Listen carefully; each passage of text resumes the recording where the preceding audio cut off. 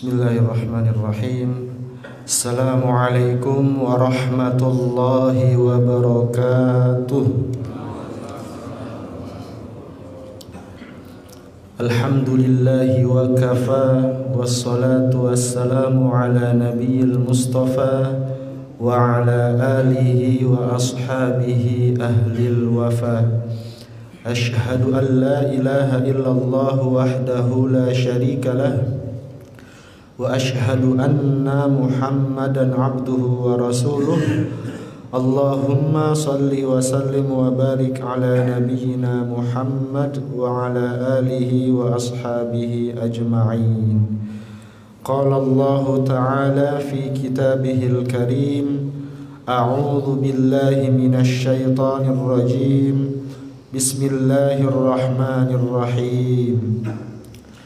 Fala uqsimu bisyafaq wal laili wa ma wasaq wal qamari idza tasaq la tarkabunna tabaqan an tabaq fama lahum la yu'minun wa idza quri'a 'alaihimul qur'anu la yasjudun balil ladzina kafaru yukadzibun wallahu a'lamu bima yu'un fabashshirhum bi'adzabin alim illal ladzina amanu wa 'amilus solihati lahum ajrun ghairu mamnun. Shadaqallahul azim. Ma'asyiral muslimin, jamaah salat subuh Masjid Al-Ijtihad rahimakumullah. Alhamdulillahi rabbil alamin.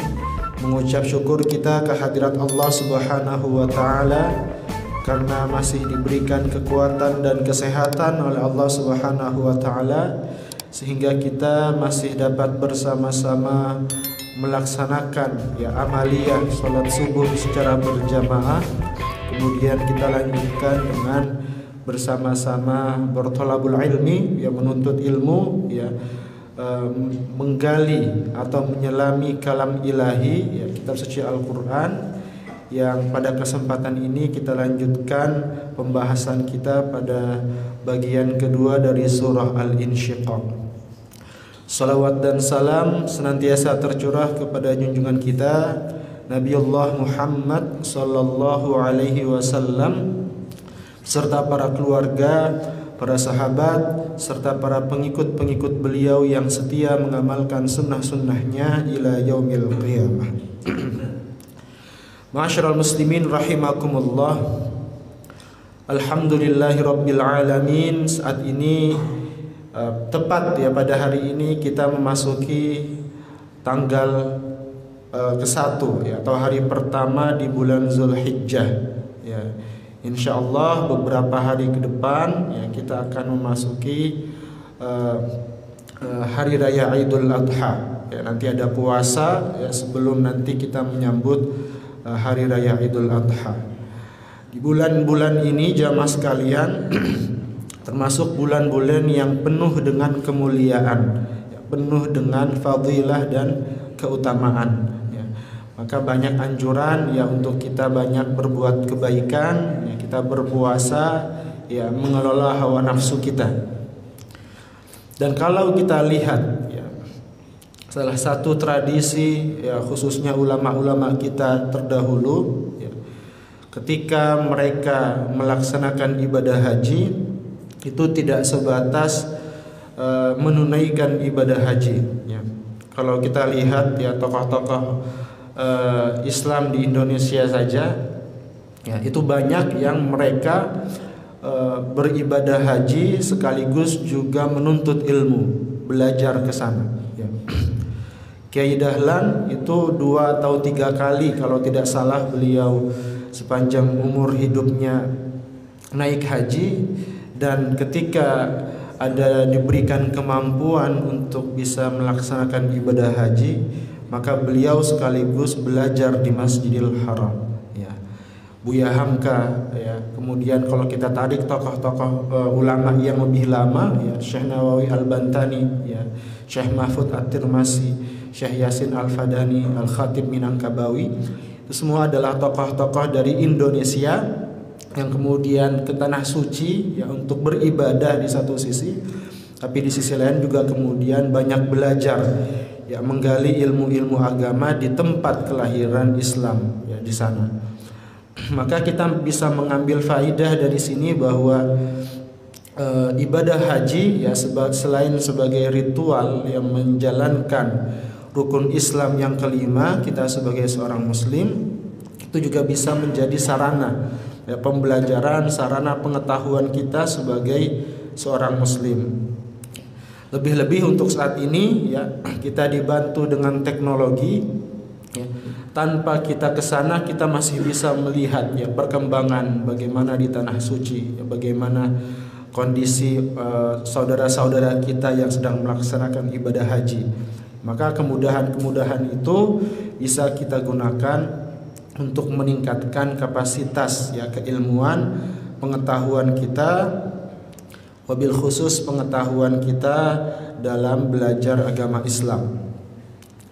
Nah, pada kesempatan ini jamaah rahimakumullah ya, mengawali kajian tafsir kita pada pagi hari ini, ada satu penjelasan yang bisa kita renungkan dan kita bisa aplikasikan ketika nanti kita membaca Al-Quran ya. Jadi ini penjelasan dari kitab Qawaidul Hisan Tafsiril Quran karya Imam As-Sa'di ya. Di dalam kitab ini berisi tentang kaidah-kaidah ya, memahami Al-Quran dengan benar, dan ini adalah kaidah yang pertama ya. Al-qaidatul ula fi kaifiyati talaqqit tafsir ya. Jadi bagaimana memahami tafsir. Dan kata Imam As-Sa'di yang paling utama ya, ini yang paling utama adalah bagaimana kita memahami Al-Qur'an, yang memahami kitab suci kalamullah itu kama talqahus sahabati radhiyallahu anhum. Sebagaimana para sahabat ya, para sahabat terdahulu itu belajar Al-Quran kepada Nabi Sallallahu Alaihi Wasallam. Jadi metode terbaik kita ya, untuk belajar Al-Quran itu adalah mengikuti manhaj para sahabat ya. Bagaimana sahabat-sahabat Nabi belajar Al-Quran. Kenapa itu metode atau manhaj yang terbaik ya? Setidaknya karena dua alasan ya. Pertama, karena para sahabat itu berada langsung di sekitar Nabi ya. Jadi ketika Nabi mendapatkan ayat, kemudian sahabat menerimanya, kemudian sahabat mengamalkannya. Ketika ada hal-hal yang tidak benar atau pemahaman atau pengamalannya kurang tepat, Nabi akan langsung menegur sahabatnya.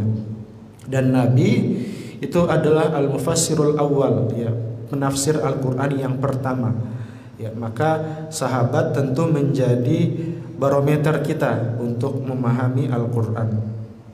Yang kedua, para sahabat itu juga sebagai saksi sejarah ya. Jadi para sahabatlah yang menyaksikan bagaimana Al-Quran itu turun ya, bagaimana ayat ini turun, bagaimana kondisi Nabi ketika ayat ini turun. Para sahabatlah yang melihat secara langsung ya. Maka tentu pemahaman para sahabat itu adalah pemahaman yang tidak perlu diragukan lagi ya. Maka kata As-Sa'di ya, Imam As-Sa'di mengatakan setiap muslim ya kita perlu belajar ya bagaimana para sahabat itu dulu belajar Al-Quran. Bagaimana caranya? Ada 5 cara yang bisa kita perhatikan ya, dan nanti bisa kita aplikasikan ketika nanti kita mendaras ya, membaca Al-Quran. Yang pertama kata Imam As-Sa'di, fa innahum idza qara'u 10 ayatin au aqallin au aktsarin lam yatajawazuha hatta ya'rafu ma dallat alaihi minal iman wal ilmi wal amal. Yang pertama, para sahabat itu ketika mereka membaca ayat Al-Quran ya, sampai 10 ayat kurang lebih ya, maka mereka lam yatajawazuha, tidak akan melanjutkan bacaannya sampai mereka bisa tahu ya, hatta ya'rafu madallat alaihi minal iman, sampai mereka bisa tahu ya mana ayat-ayat yang bicara seputar keimanan, seputar ilmu atau seputar amal. Jadi yang pertama, ketika mereka membaca Al-Qur'an itu tidak yang penting cepat, ya, cepat hatam atau cepat selesai, tapi 10 ayat, ya. 10 ayat mereka baca, kemudian mereka pahami, ya. Dari ayat yang dibaca ini kira-kira ayat ini bicara soal apa? Soal keimanan. Berarti harus diimani secara langsung, ya, tidak perlu lagi diperdebatkan. Soal ilmu pengetahuan, ya, maka perlu dipelajari, ya, ilmunya seperti apa. Soal amaliyah, ya, soal ibadah, ritual, maka langsung saja diamalkan, diaplikasikan. Nah, ini yang menjadi tolak ukur, ya, tolak ukur pembacaan Al-Qur'an para sahabat. Jadi mereka tidak tergesa-gesa, ya. Bahkan di ayat yang lain Allah Subhanahu wa taala menegur, ya, Nabi Shallallahu alaihi wasallam dan umat Islam pada umumnya yang membaca Al-Qur'an itu tergesa-gesa, ya. Kata Allah, la tuharrik bihi lisanaka lita'jala bi. Jangan kau terburu-buru, ya, menggerakkan lisanmu itu untuk membaca Al-Qur'an. Tapi bacalah, ya, warattil Qur'ana tartila. Bacalah setahap demi setahap, perlahan demi perlahan, ya. Di satu sisi agar makhraj hurufnya itu sampai, ya, tidak ada hak-hak huruf yang terlewatkan. Di sisi lain agar kita bisa memahaminya, ya, sedikit demi sedikit. Ya, ini yang diamalkan para sahabat, ya. Jadi ketika kita baca Quran, kita baca kemudian kita lihat ayat ini soal iman, soal ilmu atau soal amal. Nah, setelah kita tahu, ya, kemudian kita juga kaitkan dengan kondisi dan realitas kehidupan kita saat ini, ya, alal ahwalil waqiyah. Ketika sahabat misalnya turun ayat, ya, yang mengatakan bahwa minum khamar itu adalah termasuk perbuatan dosa, ya, perbuatan syaitan. Innamal khamru wal maisir wal ansab wal azlam rijsun min amali syaitan, ya, maka ketika ayat itu turun, sahabat mendengar, kemudian yang sedang mabuk-mabukan, yang sedang ada khamar ditumpahkan semuanya, ya, tidak lagi dikonsumsi, ya, karena memang pengharaman khamar itu kan bertahap, ya. Jadi di masa awal Islam itu tidak serta-merta diharamkan, ya. Awalnya dikatakan khamar itu punya sedikit manfaat tapi lebih banyak madaratnya, ya. Kemudian disebutkan lagi, silahkan jangan kalian mendekati sholat, jangan kalian mabuk sedangkan kalian sedang melaksanakan sholat. Itu tahap yang kedua, ya, la taqrabus sholata wa antum sukara, ya. Dan di ayat itu belum ada pengharaman secara langsung, ya, karena memang sulit, ya, untuk melepaskan tradisi minum minuman keras itu secara langsung, maka perlu bertahap. Tapi ketika kemudian sudah mantap imannya, kemudian Allah katakan innamal khamru wal maisir wal ansab wal azlam rijsum min amali syaitan fajtanibuhu la'allakum tuflihun. Maka kemudian banyak sahabat yang menumpahkan, ya, khamar-khamar yang ada di rumahnya karena sudah tahu, yaitu haram, tidak boleh dikerjakan. Maka ayat-ayat Al-Qur'an yang kita baca, coba, ya, kita kaitkan dengan kehidupan sehari-hari kita saat ini. Ya, kita baca ayat Al-Qur'an, wa ahallallahu al-bai'a wa harramar riba. Allah menghalalkan jual beli, mengharamkan riba. Ya, apakah kemudian kita sudah melaksanakan itu? Ya, di ayat yang lain misalnya Allah melarang kita, ya, untuk mengambil yang bukan hak kita, ya. Di ayat yang lain misalnya Allah melarang kita, ya, untuk tidak mencelakakan diri kita pada kebinasaan, ya. Maka ayat-ayat itu ketika kita baca, kita kaitkan dengan kehidupan kita saat ini. Nah, selain itu, ya, yang juga dilakukan oleh para sahabat, ya, mereka mengimani, ya, semua informasi yang ada dalam Al-Qur'an. Fayataqiduna mahtawat alaihi minal akhbar. Jadi semua informasi yang ada dalam Al-Qur'an diimani, ya. Terutama nanti misalnya yang akan kita baca juga di surah Al-Insyiqaq dan di banyak ayat-ayat di surah atau di juz 30 itu berbicara tentang hari akhir yang belum terjadi, ya. Sampai saat ini fenomena atau tanda-tanda hari akhir yang besar itu belum terjadi. Tapi sebagai seorang muslim, apa yang sudah tertulis dalam kitab suci faya'taqiduna, wajib untuk kita imani, ya. Nah, setelah kita imani, ya, maka kita juga perlu, ya, ketika kita membaca Al-Qur'an, kita identifikasi sedikit demi sedikit, ya. Kita terbantu dengan terjemahan Al-Qur'an, ya. Kita lihat mana yang perintah, ya, mana yang larangan. Li awamiriha wa nawahiha. Kita baca Quran, oh ini perintah. Oh kalau perintah, apakah saya sudah melaksanakannya? Oh ini larangan. Kalau larangan, apakah saya sudah menjauhinya?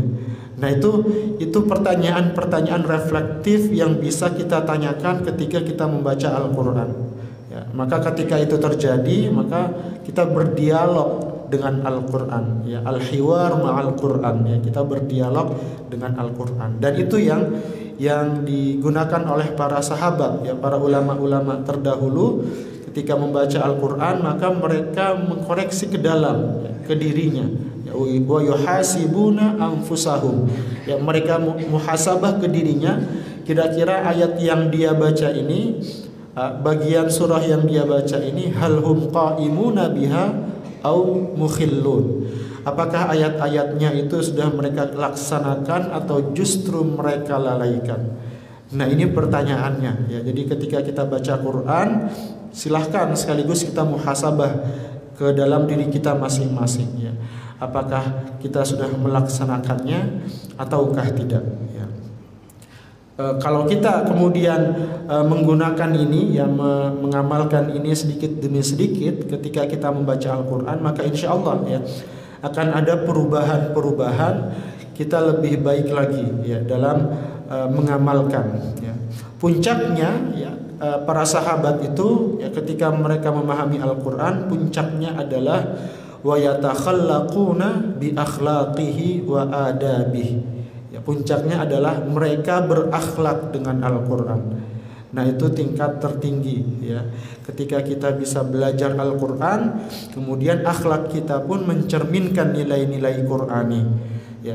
Al-Quran melarang kita untuk ghibah, namimah, adu domba, ya, tajassus, mencari-cari kesalahan orang dan seterusnya. Maka kita berakhlak, ya, kita tinggalkan, ya, sifat-sifat yang tidak terpuji itu. Al-Quran menyuruh kita rendah hati, ya, saling tolong menolong, ta'awun 'alal birri wat taqwa, disuruh bertakwa kepada Allah, menyembah Tuhan Allah yang esa.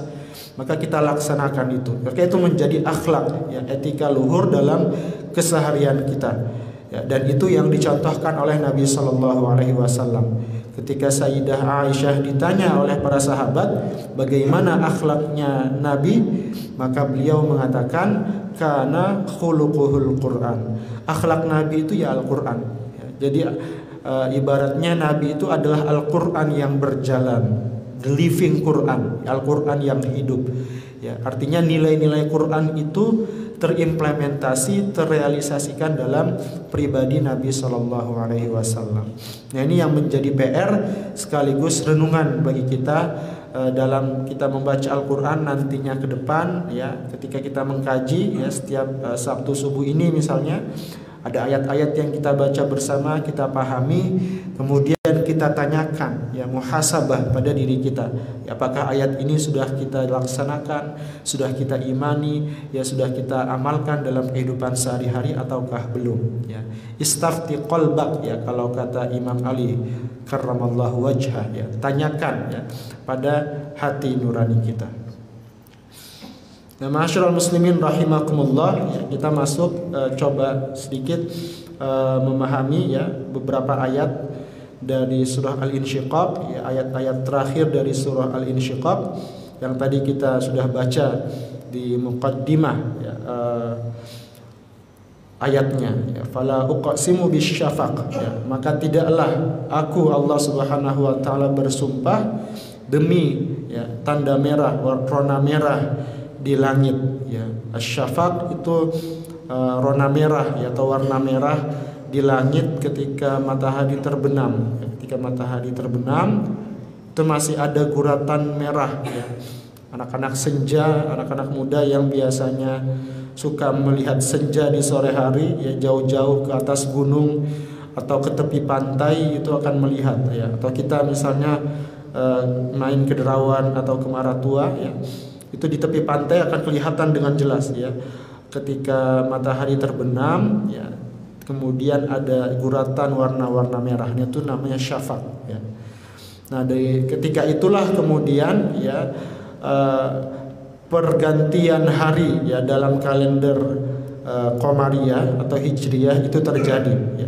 Jadi pergantian hari dalam kalender Hijriyah itu bukan di jam 12 malam ya, seperti kalender Syamsiah ya, atau kalender yang kita gunakan kehidupan sehari-hari, tapi ketika maghrib terbenam matahari berganti juga hari ya. Makanya kemarin di salah satu flyer kegiatan ya, saya lihat itu ada yang kegiatannya tadi malam ya, kegiatannya tadi malam masih tanggal 7 Juni memang kalau kalender Syamsiahnya 7 Juni 2024 ya, tapi dia kalender Hijriyahnya menggunakan 30 Zulqa'dah. Padahal kalau pakai metode kalender Hijriyah, acaranya tadi malam itu sudah masuk hari baru, bulan baru, yaitu 1 Zulhijjah. Kalau pakai Syamsiah memang masih tanggal 7 Juni, belum tanggal 8 Juni. Nah itu ya, mindset pola pikir itu memang harus kita tanamkan ya. Kadang kita masih mengikuti pergantian hari itu ya di jam 12 malam, sama seperti di kalender Syamsiah, padahal berbeda karena kita sudah terlampau di hegemoni ya, terlampau dicekcoki dengan kalender Syamsiah, jadi masih belum terbiasa menggunakan kalender Hijriyah. Nah itu perlu dibiasakan memang. Makanya kalau ada kegiatan-kegiatan ya, kegiatan masjid ya, kegiatan organisasi dan seterusnya itu bisa ditradisikan ya, dibiasakan. Selain kalender Syamsiah juga ada kalender Qamariyah, jadi digabungkan dua itu. Dan harus dilihat juga ya, apa namanya, pola pergantiannya tadi ya, jangan sampai acaranya malam ini, misalnya acaranya malam ini berarti masih tanggal 8 Juni 2024, tapi kalender Hijriahnya sudah tanggal 2 Zulhijjah 1445 Hijriah ya. Nah itu sekedar informasi sekaligus juga motivasi bagi kita umat Islam untuk juga mau dan percaya diri ya untuk menggunakan kalender Hijriah ya. Wabil khusus dalam konteks kita beribadah itu menggunakan kalender Hijriah. Besok Idul Adha, puasa Arafah ya pakai kalender Hijriah ya, bukan kalender Syamsiah ya. Kalender Syamsiahnya bisa berubah-ubah, tapi kalender Hijriahnya pasti tanggal 9, tanggal 10 Zulhijjah ya, tidak akan berubah.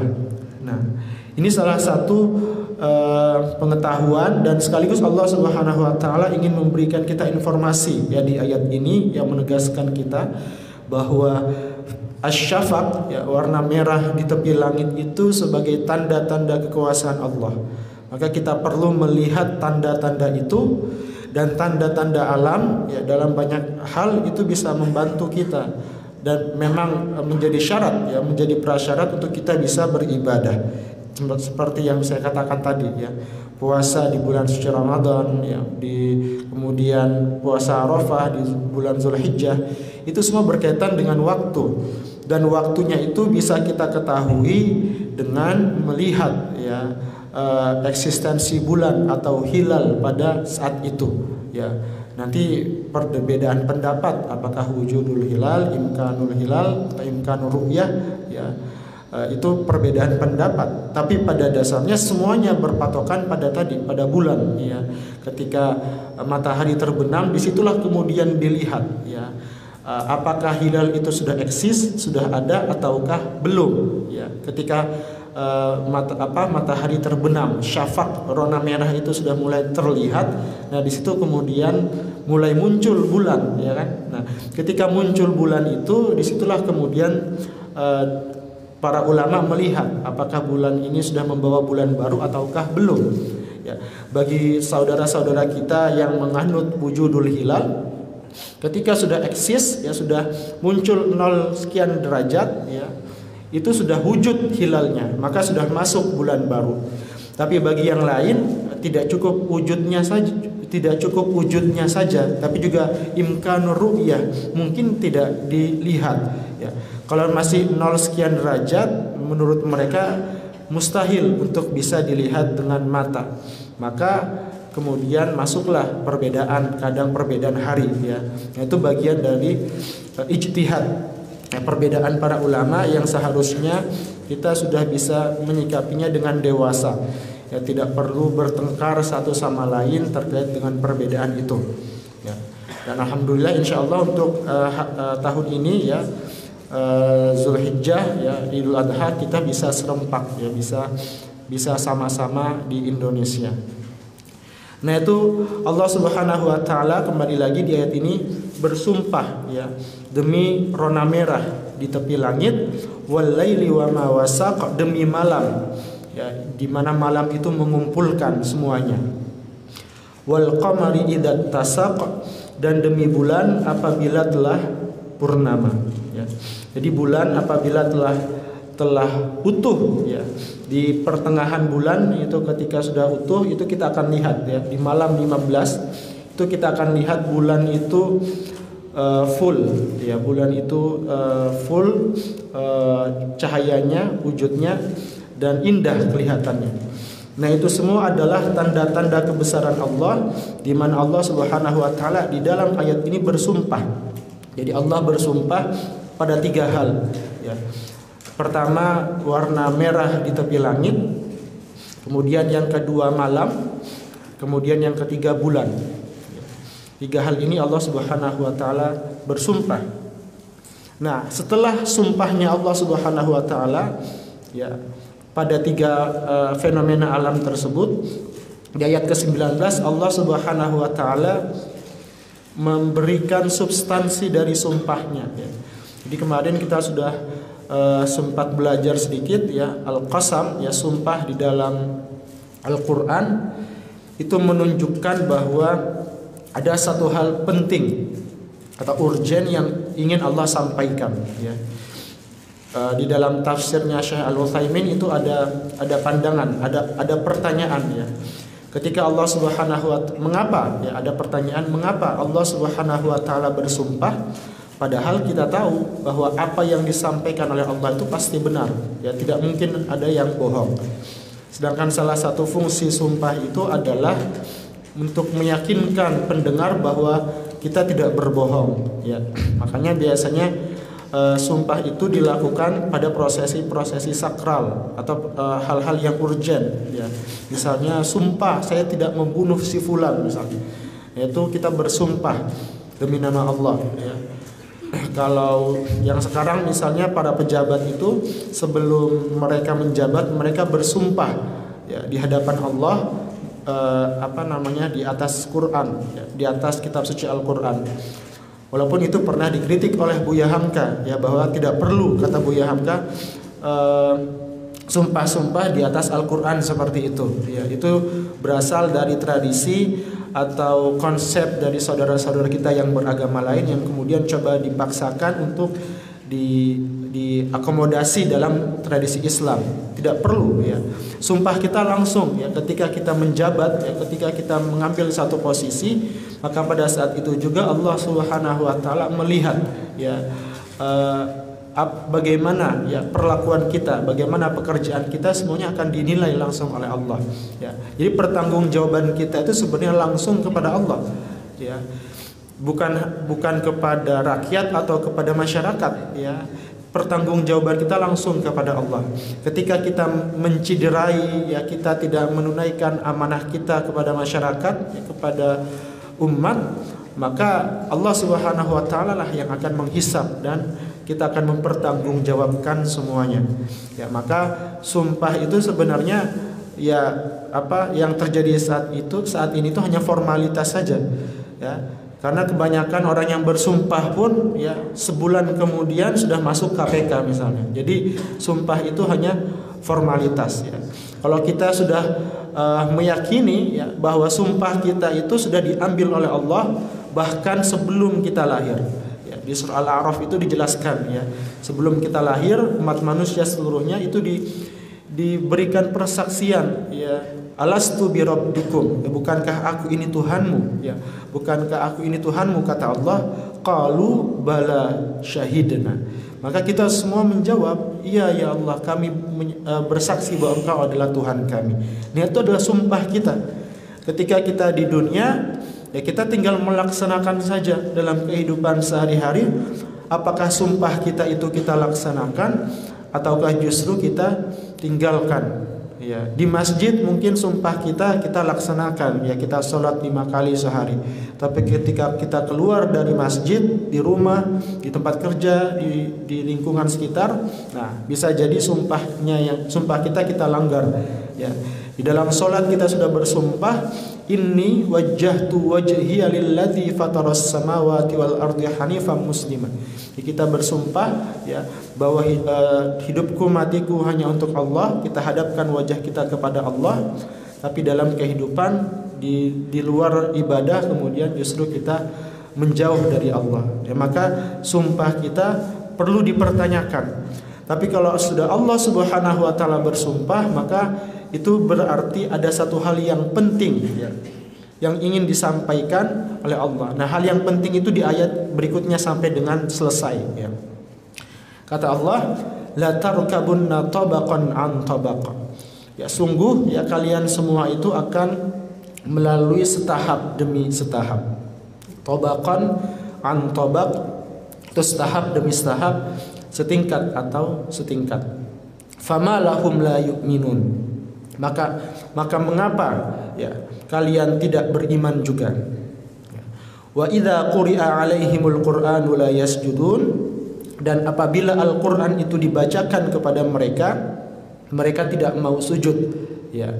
Bahkan orang-orang kafir itu mendustakan ayat-ayat kami ya. Kemudian Allah mengetahui apa yang mereka pendam di dalam hati dan berikan ancaman kepada orang-orang yang kafir tadi, orang-orang yang ingkar, dengan azab yang pedih, kecuali bagi orang-orang yang beriman dan beramal soleh, bagi mereka pahala yang tidak ada putus-putusnya. Nah, jamaah rahimakumullah ya, ada setidaknya 2 hal yang menarik yang bisa kita pahami dari ayat ini. Yang pertama, di redaksi la tarkabunna tabaqan an tabaq. Kemudian yang kedua di redaksi wa idza quri'a 'alaihimul qur'anu la yasjudun. Kita ke yang terakhir terlebih dahulu ya. Wa idza quri'a 'alaihimul qur'anu la yasjudun. Nah, apabila dibacakan Al-Qur'an mereka tidak mau sujud.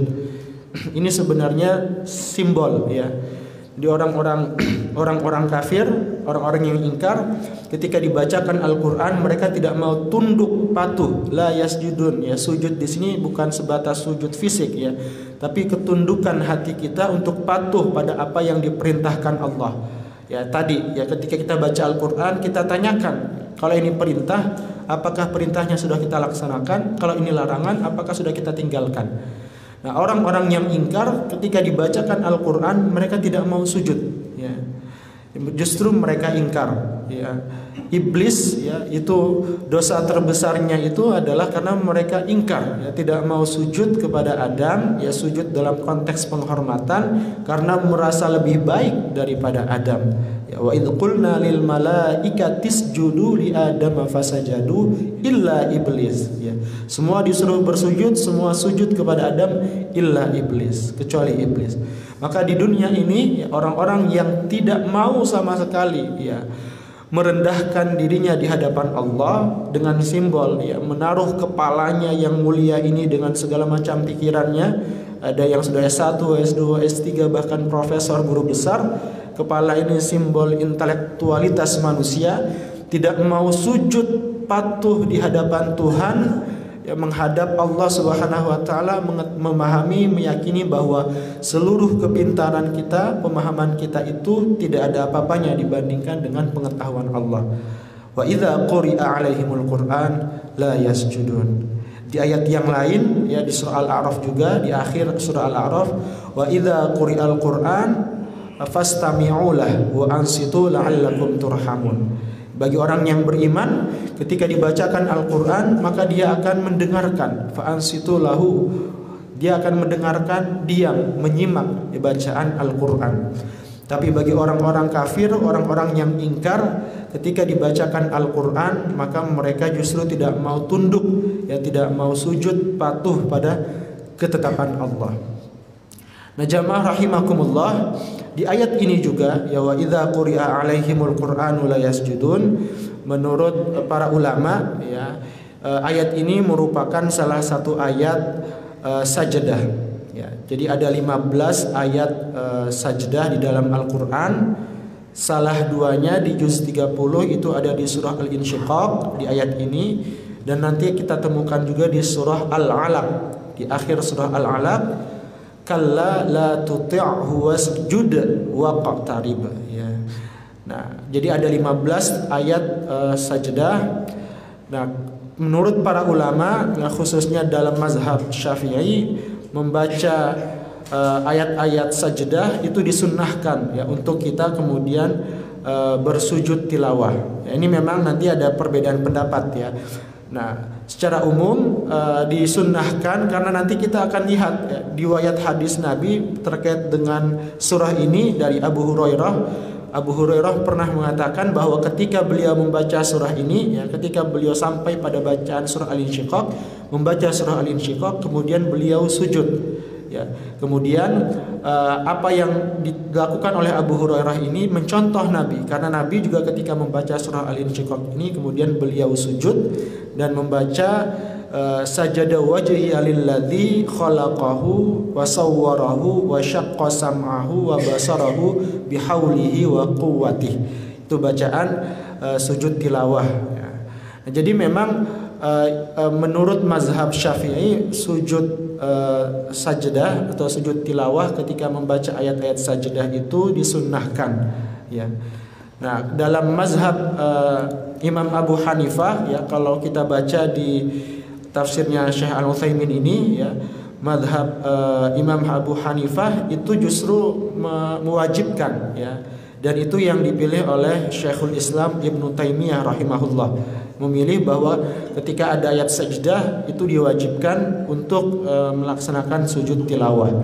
Tapi oleh Syekh Al-Utsaimin sendiri dalam kitab tafsirnya ini beliau melemahkan, ya, hadza qaulun marjuh, ya. Jadi ini pendapat yang tidak kuat menurut Syekh Al-Utsaimin. Jadi yang mayoritas, ya, dipahami oleh para ulama itu adalah sunnah, ya. Jadi ketika kita membaca Al-Qur'an, ya, ketemu ayat sajdah, kalau kita mau sujud silahkan, ya, kita langsung sujud pada saat itu juga, ya. Tidak ada ketentuan khusus apakah sudah berwudu atau belum, ya. Tapi adabnya, siogianya, ketika kita membaca Al-Quran saja kita sudah punya wudu, ya, kita sudah ada wudu, maka ketika ketemu ayat sajdah langsung saja kita bersujud tilawah saat itu. Nah, yang menjadi perdebatan kemudian adalah di dalam sholat, ya, atau menjadi ikhtilaf, ya. Dalam konteks di luar sholat kita membaca silahkan langsung saja. Nah, ketika sholat, ya, maka ada hadis Nabi yang mengatakan ketika kita sholat maka kita mengikuti imam, ya. Kalau imamnya ketika sholat membaca ayat sajdah kemudian imamnya sujud tilawah, ya, kita ikut ke imam sujud tilawah. Tapi kalau imamnya tidak melaksanakan sujud tilawah ketika membaca ayat sajdah, ya, kita ikuti imam, ya, tidak perlu kemudian sujud sahwi. Dan itu kembali lagi itu sunnah, ya, bukan wajib. Nah, yang kemudian sering beredar atau terjadi di masyarakat adalah mendawamkan satu tradisi pada satu waktu sujud tilawah. Nah, ini yang belum saya temukan dalilnya atau riwayat yang sahih yang itu merutinkan sujud tilawah pada satu waktu, ya. Tapi kalau kasuistik, ya, pada hal-hal tertentu mau sholat kemudian sujud tilawah silahkan, ya. Tapi biasanya bisa disampaikan dulu, ya, imam yang mau sholat memimpin sholat bisa disampaikan dulu, ya. Insya Allah nanti di bacaan sholat, ya, tentu bacaan sholat yang jahar, ya, maghrib, isya atau subuh atau juga Jumat, ya bisa disampaikan terlebih dahulu kepada makmumnya, ya biar gak kaget nanti tiba-tiba langsung sujud subhanallah makmumnya, padahal itu sujud tilawah, ya. Jadi disampaikan dulu di awal, ya insyaallah nanti imam akan membaca ayat sajdah, dan ketika sampai pada ayat sajdah kita akan bersujud tilawah bersama-sama. Itu hanya sebatas etikanya saja. Ya, tapi kembali lagi bahwa itu hanya sunnah, ya bukan satu kewajiban. Nah, ketika itu terus dilakukan pada satu waktu yang bersamaan, maka itu akan ada kesan ya bahwa itu adalah satu kewajiban, padahal Nabi sendiri juga tidak sampai mewajibkan hal tersebut ya. Ya, tapi ada faidahnya lah, ada keutamaan ya tadi ya. Ketika kita membaca ayat sajdah kemudian kita bersujud, maka situ ada manifestasi ya bagaimana kita tunduk patuh kepada Allah Subhanahu wa taala. Jadi segala kepemilikan kita, harta kita, kemewahan kita semua kita tanggalkan. Ketika kita sujud, kita merendah di hadapan Allah Subhanahu wa taala.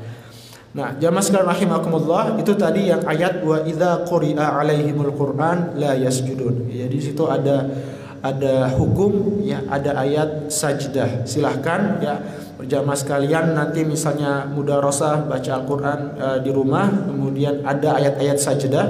Biasanya di Quran yang sekarang itu ada tandanya, di mushaf yang sekarang itu ada tanda ketika ada ayat sajdah, ada tulisannya ayat sajdah atau ada simbol ya. Pokoknya ada simbol-simbol lah yang menandakan bahwa itu ayat sajdah. Silahkan ya kalau mau diamalkan kemudian melaksanakan sujud tilawah. Dan kemudian yang kedua di ayat ke-19 Allah Subhanahu wa taala berfirman bahwa setiap manusia itu akan melalui hidupnya setingkat demi setingkat, tabaqan an tabaq ya. Nah, ini ada dua penafsiran yang disampaikan oleh Buya Hamka mengutip ulama salaf ya, ada sahabat Ikrimah ya, ini tabi'in, dan juga Hasan al-Basri ya, dua-duanya tabi'in ya.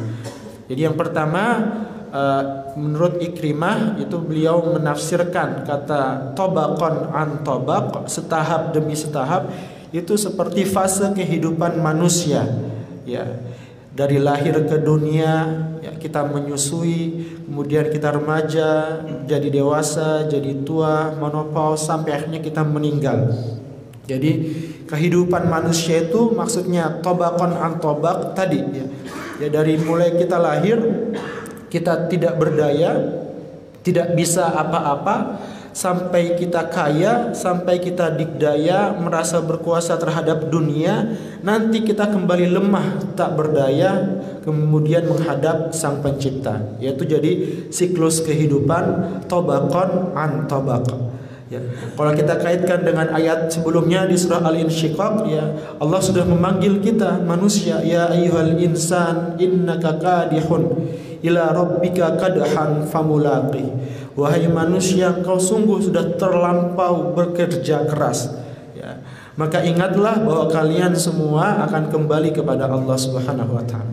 Nah, ayat ini menegaskan lagi ya, bahwa hidup kita bertingkat-tingkat, mulai dari kita di dunia tidak bisa apa-apa sampai kita menguasai dunia ini dengan segala macam kemewahan yang kita bisa dapatkan sepanjang hidup. Tapi percayalah pada akhirnya kita akan kembali lemah, tua, tak berdaya, kemudian kita dipanggil oleh Allah. Maka kembali ya, kita diingatkan untuk selalu bersujud ya, tunduk patuh di hadapan Allah Subhanahu wa taala. Nah, kemudian penafsiran yang kedua, Imam Hasan al-Basri mengatakan ya, dimaksud dengan tabaq an tabaq itu ya hidup kita itu ada senang, ada susah, ya ada sedih, ada bahagia, ada suka, ada duka, ada kaya, ada miskin. Ya, kaya sesudah miskin, miskin sesudah kaya, sakit sesudah sehat, sehat sesudah sakit. Ya, hidup setelah mati, mati setelah hidup. Itu siklus kehidupan ya. Jadi tidak selamanya kita di atas, tidak selamanya juga kita di bawah. Tidak selamanya kita berkuasa memimpin, tidak selamanya juga kita dipimpin dan ditindas. Pasti ada saatnya kita di atas. Maka ketika kita di atas, kita memimpin, kita diingatkan tabaqan an tabaq, bahwa kita dulu pernah di bawah, kita dulu pernah menjadi rakyat biasa, ditindas karena peraturan yang dibuat. Maka ketika kita di atas, kita diberikan amanah, maka harusnya kita ingat ketika dulu kita menjadi rakyat biasa. Ya, sebaliknya orang yang di atas juga harus ingat bahwa ada waktunya, periodenya akan habis, dia akan jadi orang yang biasa lagi. Maka harus memperhatikan orang-orang yang ada di sekitarnya. Ya, jangan lupa daratan, ya, atau kacang lupa kulitnya, yaitu peribahasa kita. Ya, kita harus ingat, ya, ketika kita bersuka akan ada waktunya duka. Ketika kita berbahagia ada waktunya kita sedih. Ketika kita gajian ada waktunya akhir bulan, ya, tidak keuangan menipis. Nanti akan awal bulan lagi. Begitu terus. Jadi siklus kehidupan itu berputar. Maka bagi kita umat Islam, kita harus memahami, ya, setingkat demi setingkat itu. Ya, dalam penafsiran yang lain selain fase itu, ya, Syekh Al-Utsaimin juga memberikan penjelasan bahwa setingkat demi setingkat itu juga termasuk kondisi hati kita sebagai manusia. Hati kita sebagai manusia itu kadang berada pada ketaatan, tapi kadang juga berada jauh dari ketaatan. Ya. Al-imanu yazidun wa yanqus. Ya. Iman kadang naik, kadang turun. Maka sebagai seorang mukmin kita harus mengkontrol semangat kita agar terus semangat beribadah, semangat beriman dan beramal soleh. Dan itu menjadi ending, ya, nanti dari ayat ini, ya, dari surah ini. Ketika Allah mengancam orang-orang kafir, orang-orang yang ingkar itu mendapatkan azab yang pedih, adzabun alim, ya, azab yang pedih. Maka kata Allah Subhanahu wa taala, illal ladzina amanu, kecuali orang-orang yang beriman wa amilus shalihah, dan beramal soleh. Iman itu soal keyakinan, amal soleh itu perbuatan. Dan syarat amal soleh kita diterima itu juga ada dua. Yang pertama, ikhlas karena Allah, tauhidullah, ya, tidak menyekutukan Allah, tidak musyrik, tidak riya. Dan yang kedua, amal soleh yang kita lakukan itu sesuai dengan tuntunan yang dituntunkan oleh Al-Quran dan Sunnah. Ketika amal soleh kita itu, perbuatan kita dilandaskan pada dua hal itu, ya, keimanan, tauhid, dan juga sesuai dengan tuntunan, maka insyaallah, ya, lahum ajruhum ilal ladzina amanu wa amilus solihati lahum ajrun ghairu mamnun. Ya, di ayat yang lain itu falahum ajrun ghairu mamnun. Ya, di surah At-Tin, ya, itu ada fa-nya, ya, falahum ajrun ghairu mamnun. Di surah Al-Insyiqaq fa-nya tidak ada. Nah, itu perlu ditandai, ya, bagi orang-orang yang hafal Al-Quran atau kita yang misalnya sering maju menjadi imam, ya, itu ada ayat-ayat yang mirip, ada ayat-ayat yang sama, ada ayat-ayat yang mirip tapi tidak sama. Nah, ini salah satunya, ya, di surah Al-Insyiqaq, illal ladzina amanu wa amilus solihati lahum, tidak ada fa-nya. Nanti di surah At-Tin itu falahum ajrun ghairu mamnun, ada fa-nya. Cuma beda satu huruf, ya. Tapi beda satu huruf itu sudah beda makna dan rahasia. Kalau nanti kita baca tafsir yang lebih mendalam, kenapa di surah Al-Insyiqaq ini tidak ada fa-nya, nanti di surah At-Tin ada fa-nya. Itu saja sudah punya makna yang sangat dalam, ya. Tapi bukan kapasitas kita pada kesempatan ini membahas, tapi intinya, ya, terakhir, ya, ketika kita membaca, menghafalkan ayat-ayat Al-Quran, ya, kita bisa menghafal dengan tepat, ya, kita bisa lihat secara detail. Dan disitulah kemudian keistimewaan Al-Quran, ya, keistimewaan Al-Quran yang berbeda dengan kitab suci yang lain. Bahkan ada yang ayatnya sama berulang-ulang kali, ada yang redaksinya mirip, ya, tapi ada perbedaan, beda huruf, beda satu huruf atau beda satu kata, ya. Jadi kalau bagi yang menghafalkan Quran, beda satu huruf, satu kata itu juga sudah salah. Ketika kita baca misalnya di surah Al-Insyiqaq ini, illal ladzina amanu wa amilus solihati falahum ajrun ghairu mamnun, atau di surah At-Tin yang harusnya dafa'nya kita langsung baca wa amilus solihati lahum ajrun ghairu, ini sudah ketinggalan, ya. Sudah berbeda maknanya, ya. Meskipun kembali lagi, ya, kalau tidak berdasarkan kesengajaan, dalam arti itu ketidaktahuan kita atau kelupaan kita, maka ada rukhsah yang diberikan oleh Allah. Tapi sebagai seorang muslim tentu kita terus ya berusaha untuk murojaah, yang mengulangi ayat-ayat Al-Qur'an yang sudah kita hafal ya, karena ayat-ayat Al-Qur'an yang sudah kita hafal itu insyaallah menjadi wasilah dan menjadi syafaat kita kelak di yaumil akhir. Dialah yang akan menuntun kita, yang menjadi hudan, yang menjadi nur, cahaya yang akhirnya menuntun kita untuk mendapatkan ridhonya Allah Subhanahu wa taala. Salah satunya adalah ayat-ayat Al-Qur'an yang kita baca, kita hafalkan dan kita amalkan selama kita hidup di dunia. Wallahu a'lam bishawab. Ini yang bisa saya sampaikan. Insyaallah jika tidak ada halangan kita berjumpa lagi di pekan depan, masuk pada surah yang baru ya, yaitu surah Al-Buruj ya, surah tentang bintang gemintang. Mari kita tutup bersama-sama dengan membaca suratul Asr dan doa kafaratul majlis. Bismillahirrahmanirrahim. Wal 'asr innal insana lafi khusr illa alladhina amanu wa 'amilus solihat wa tawasaw bil haqq wa tawasaw bis sabr. Subhanakallahumma wa bihamdik asyhadu an la ilaha illa anta astaghfiruka wa atubu ilaik. Sekian dan terima kasih. Mohon maaf jika ada kata-kata yang salah. Nasrum minallahi wa fathun qarib wa basyiril mu'minin. Assalamu alaikum warahmatullahi wabarakatuh.